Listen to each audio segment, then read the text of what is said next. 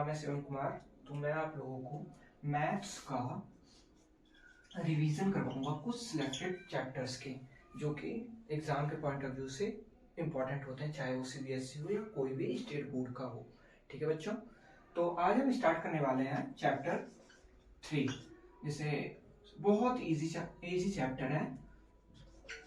जिन भी बच्चों ने अगर करा होगा तो भी, ना करा होगा तो भी। तो आज इस चैप्टर का नाम है दो चर वाले रैखिक समीकरण। अच्छा, सबसे बड़ी बात होती है समीकरण का मतलब क्या होता है। आप लोगों को पता हो किसी को तो बताइए, समीकरण का मतलब क्या होता है। मैं बताता, समीकरण का मतलब होता है ऐसा चीज जिसमें पूरा चीज की वैल्यू ना दी हो, हमें किसी चीज की वैल्यू निकालनी हो, फाइंड आउट करनी हो, उसे हम क्या कहते हैं, समीकरण। ठीक है, दो मतलब हो गया दो। चर मतलब क्या होता है बताइए। चर मतलब होता है जिसका value according to the question बदलते रहता है, ऊपर नीचे होते रहता है, उसे हम चर कहते हैं। इंग्लिश में इसको कहते हैं वेरिएबल्स। कहता है दो चर वाले, मतलब दो एक्स और वाई हो सकता है, ए बी हो सकता है, एक्स जेड हो सकता है, ए से जेड तक में कोई भी दो ए बी सी अल्फाबेट होंगे, वो होंगे दो चर वाले रैखिक समीकरण। मतलब एक लाइन में होंगे जिनका वैल्यू निकालना होगा, हम उसे क्या कहते हैं, जो दो चर वाले रैखिक समीकरण। तो सबसे बड़ी बात इसमें आप लोगों को सीखना है मेजरली तीन विधि, विलोपन, विधि, थोड़ा हिंदी ना राइटिंग थोड़ा मतलब कमजोर है, प्रतिस्थापन विधि, थोड़ा सा इधर उधर हो तो बच्चों माफ करना, विधि। आज हम बस सीखेंगे प्रतिस्थापन विधि और विलोपन विधि के बारे में। तो ठीक है, विलोपन विधि सीख, ये दोनों सीखने से पहले मैं ये मान के चलता हूँ सभी बच्चों को जोड़, घटाव, गुना, भाग, भिन्न के जोड़ घटाव के जोड़ घटाव तथा गुना भी आते होंगे और टेबल पहाड़े आते हो। जिन भी बच्चों को ये इतना चीज आता है, मैं इतना मान के चलूंगा सभी बच्चों को ये आता है, तभी मैं ये स्टार्ट कर पाऊंगा। ओके बच्चों, तो चलिए स्टार्ट करते हैं आज से।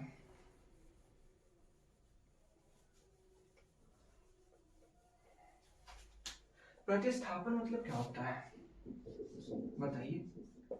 आई थिंक अगर जब पता हो सभी को, प्रतिस्थापन विधि, विधि मतलब होता है मेथड, प्रतिस्थापन मतलब होता है क्या। आप लोगों ने सुना होगा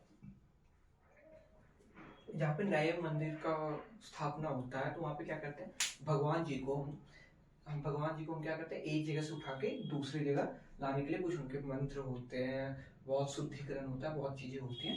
उसके बाद हम क्या करते हैं, एक जगह से चीजों को उठा के दूसरी जगह रखते हैं। लाइक मान के चलो आलू के पराठे खाने हैं आपको, ठीक है।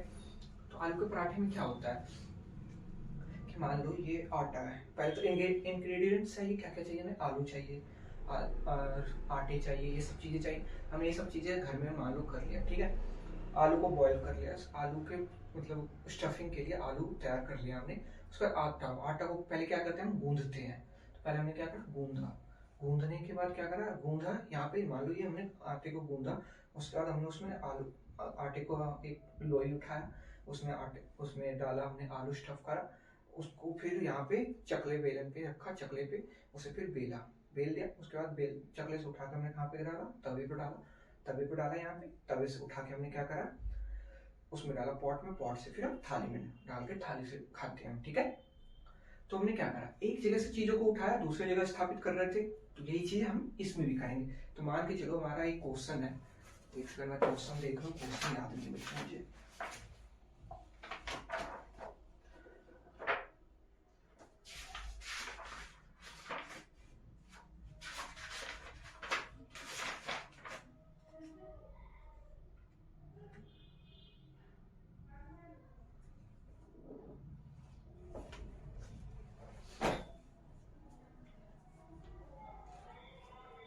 पहला क्वेश्चन है 5x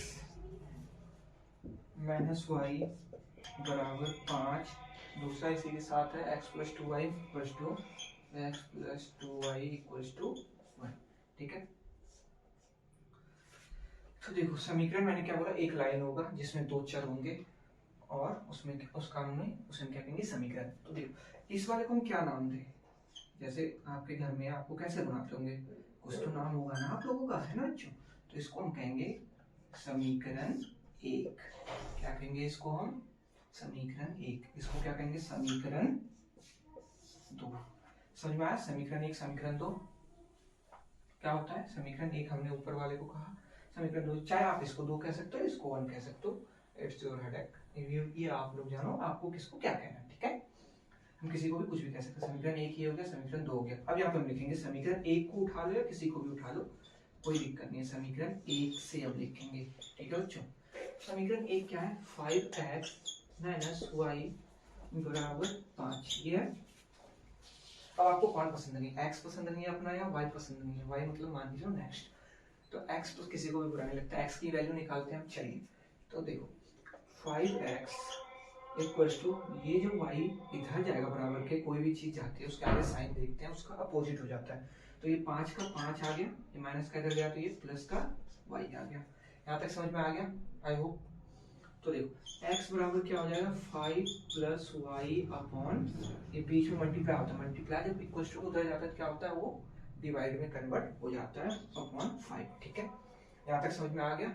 तो इसको हम नाम देंगे, इसको तो कुछ ना कुछ नामकरण करना पड़ेगा, इसको हम नाम देंगे समीकरण 3, ठीक है बच्चों। आई होप समझ में आ रहा होगा आप लोगों को। इसको मैंने यहाँ से करा, ये दोनों में से किसी को भी कुछ भी नाम दे दो। समीकरण 1 है, समीकरण 2, मैंने समीकरण 1 को उठाया, आप हो सकता है आप 2 को भी उठा सकते हो, कोई बच्चा 2 को भी उठा सकता है, कोई दिक्कत नहीं है उसमें। तो समीकरण 1 को उठाया, उसके बाद मैंने ये सॉल्व करा, पहले इस y को इधर भेजा इक्वल टू के, तो ये y इधर बराबर के इधर गया, माइनस का y तो इधर आ गया प्लस, और ये बीच में मल्टीप्लाई होता है, मल्टीप्लाई जब बराबर उधर जाता है किसमें कन्वर्ट हो जाता है, मल्टीप्लिकेशन किसमें कन्वर्ट हो जाता है बताइए, डिवाइड में। वेरी गुड, ऐसे ही सोच सोच के जल्दी जल्दी क्वेश्चंस करना। मैं इसे इरेज कर रहा हूँ, थोड़े से बच्चे जगह कम ना पड़े, ताकि एक गो में आप लोगों को दिख जाए क्वेश्चंस, ठीक है। इसको थोड़ा सा पास में लाके लिख दूं। समीकरण 3 हो गया। अब ये मैंने लाइन खींचा यहाँ से, तो देखो अब यहाँ पे लिखेंगे, जैसे देखो समीकरण 3 से उठाया, अब हमने आटा को गूंथा, उसमें स्टफिंग करके बेल चकले पे ला लिया हमने, यहाँ पे समझ लो चकले पे ला लिया। चकले पे लाने के बाद हम उसे किस पे डालेंगे, तवे पे। तो जिससे हमारा इक्वेशन थर्ड बना है, जिस समीकरण से इक्वेशन थर्ड बना है उसमें ना रख के दूसरे वाले से दूसरे में रखेंगे। किस में रखेंगे, समीकरण थर्ड किससे बनाया था, 1 से बनाया था। तो अब यहाँ पे लिखेंगे समीकरण 2 में किसका मान रख रहे हो, x का मान रखने पर। आई होप यहाँ तक समझ में आ गया होगा। हमने करा क्या, समीकरण दोनों समीकरण माना, समीकरण 1 को उठा लिया हमने, 1 को उठाने के बाद y को इधर भेजा तो प्लस का हो गया, माइनस का y इधर गया तो प्लस का हो गया 5 के पास। अब ये 5 जो बीच में मल्टीप्लाई, कुछ नहीं तो बीच में मल्टीप्लाई का साइन होता है, लिखना नहीं है, माना था बीच में मल्टीप्लाई का साइन इनटू का साइन जब उधर जाता है इक्वल टू, वो डिवाइड में कन्वर्ट हो गया, समीकरण 3 बन गया। अब समीकरण 1 से हमने 3 बनाया था, तो उसका अपोजिट वाला लेंगे, तो समीकरण 2 ये रहा। समीकरण 2 क्या है, x plus 2y equals to 1। I hope यहाँ तक क्लियर हो गया होगा। अब हम किसकी वैल्यू समीकरण 2 में रख रहे हैं, तो यहाँ पर समीकरण 2 में x का मान रख रहे हैं, x का मान रख रहे हैं, x का मान ये है, चाहे मैं यहाँ पे x लिखूं या मान, जैसे ये मान के चलो आप मान लो कोई प्राइस जीती हो, आप कोई किसी वजह से आप जा नहीं सके, आपकी बड़ी बहन ने, आपके बड़े पापा मम्मी किसी ने जाके वो उसके आपके बिहाफ पे वो चीज को पिक करा, तो वही चीज है। यहाँ पे x लिख सकते हो, x के बराबर में 5 प्लस वाई बटे 5 है, तो x के क्या लिखेंगे, 5 प्लस वाई बटे 5 प्लस का ये प्लस आ, ये बस हमने x की जगह पे ये वैल्यू लिखा है, बाकी तो ये बचा हुआ है, इसको जैसे का तैसे उतारेंगे, 2y इक्वल्स टू 1। अब यहाँ पे कुछ नहीं, नीचे 1 माना जाता है, ठीक है। यहाँ तक समझ में आ गया होगा। और 5 और 1 का एलसीएम कितना होता है, लघुत्तम 5 होगा, ठीक है। अब 5 को 5 से भाग देंगे, कितने बार में, एक बार में कट रहा है, तो जितनी बार में भी कटे इसको मैंने इससे भाग दिया, जितने बार में भी कटे उसको ऊपर वाले से मल्टीप्लाई करना। तो 1 गुना 5 प्लस वाई, तो 5 एकम 5 प्लस वाई आ गया, ये प्लस का प्लस आ जाएगा, 1 डिवाइड बाय 5 बार में कट रहा है, 5 गुना कितना हो जाएगा 10, वाई बराबर 1, कुछ है नीचे 1। यहाँ तक जिसको समझ में नहीं आया बताइए, और जिसको समझ में आ गया वो जल्दी जल्दी सब्सक्राइब करो चैनल को और शेयर करो फटाफट गाइस। तो देखिए ये y भी एक ही जात का, ये भी एक ही टाइप का है, एक ही सराउंडिंग में आ रहा है, तो ये 5 का तो 5 आ ही जाएगा। 10y माइनस प्लस प्लस क्या होता है, प्लस होता है। 10y में से एक और y ऐड हो जाएगा, क्या हो जाएगा 11y अपॉन 5 बराबर 1/1। यहाँ तक समझ में आ गया होगा तो बताओ जल्दी। यहाँ तक समझ में आ गया। मैं यहाँ पे बताता हूँ, x की जगह मैंने इसकी वैल्यू पुट करी 5 और 1 का एलसीएम लिया यहाँ पे, ठीक है। तो 5 से 5 को डिवाइड दिया, एक बार जो भी एलसीएम वैल्यू आती है उसको इससे डिवाइड दिया, तो एक बार में कट रहा है, 1 से मल्टीप्लाई करा मैंने ऊपर वाले, ठीक है।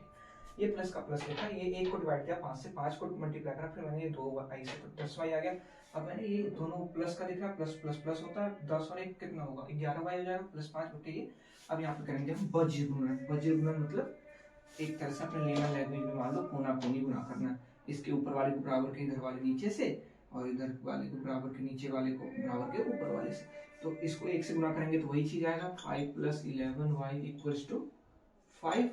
तो 11y, अब देखो कुछ नहीं आगे इसके, प्लस प्लस का इधर जाएगा तो माइनस का हो जाएगा 5। तो 11y = क्या हो जाएगा 0, तो y बराबर 0/11, तो y = क्या आ गया 0।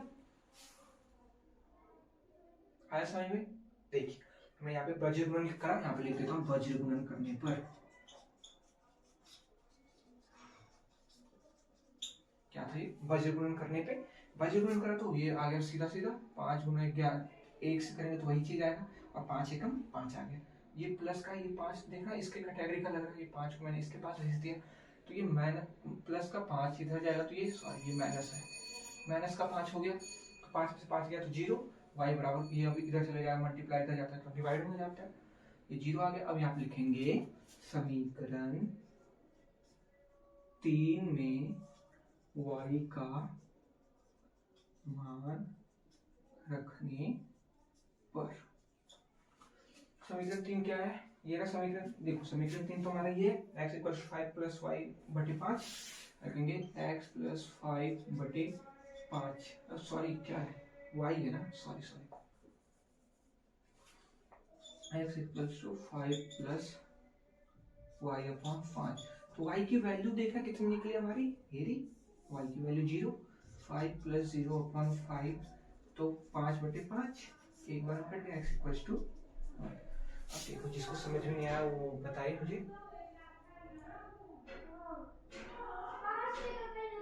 जिसको समझ में ना आया वो मुझे कमेंट करना, या हमारे यूट्यूब के कम्युनिटी चैनल पे आइए, वहाँ पे उनका वो डाउट क्लियर करा जाएगा। Thank you class, thanks for coordination, thank you so much.